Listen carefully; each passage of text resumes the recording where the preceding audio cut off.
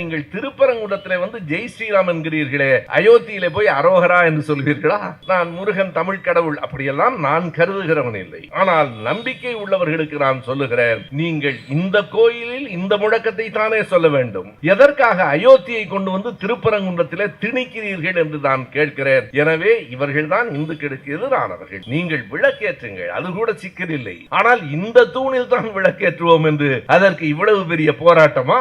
நண்பர்களே, உண்மையாக முதலமைச்சருக்கு நாம் மட்டும் இல்லை, அவர்களே நன்றி சொல்லி இருக்க வேண்டும். ஏன் தெரியுமா? எச் ராஜாவை அனுமதித்திருந்தால் மலையிலே போய் அடிபட்டு கீழே விழுந்திருப்பார். மழை பெய்து கொண்டிருக்கிறது. எனக்கு வருத்தம், எச் ராஜாவையும் சேர்த்து முதலமைச்சர் தான் காப்பாற்றி இருக்கிறார். இதே நீதிபதி ஜி.ஆர். சுவாமிநாதன் அவர்கள் தான் என்ன தீர்ப்பு வழங்கினார் என்றால், கரூருக்கு பக்கத்திலே ஒரு கோயில் இருக்கிறது. அந்த கோயிலில் ஒரு பழக்கம் இருக்கிறது.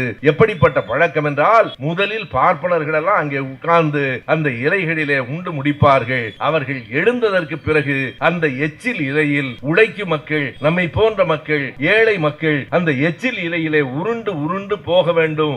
அது கடவுளுக்கு செய்கிற நேர்த்தி கடன் என்று சொல்லி வைத்தார்கள். இதை எதிர்த்து நீதிமன்றத்திலே வழக்கு வந்த போது நீதிபதி சுவாமிநாதன் அவர்கள் சொன்னார், இதெல்லாம் பழைய மரபு, இதை மாற்ற முடியாது என்றார். நான் திருப்பி கேட்கிறேன், உழைக்கும் மக்கள் உண்ட இலையில் பார்ப்பனர்கள் உருள வேண்டும் என்று ஒரு தீர்ப்பை சுவாமிநாதன் அவர்கள் ஏற்பாரா?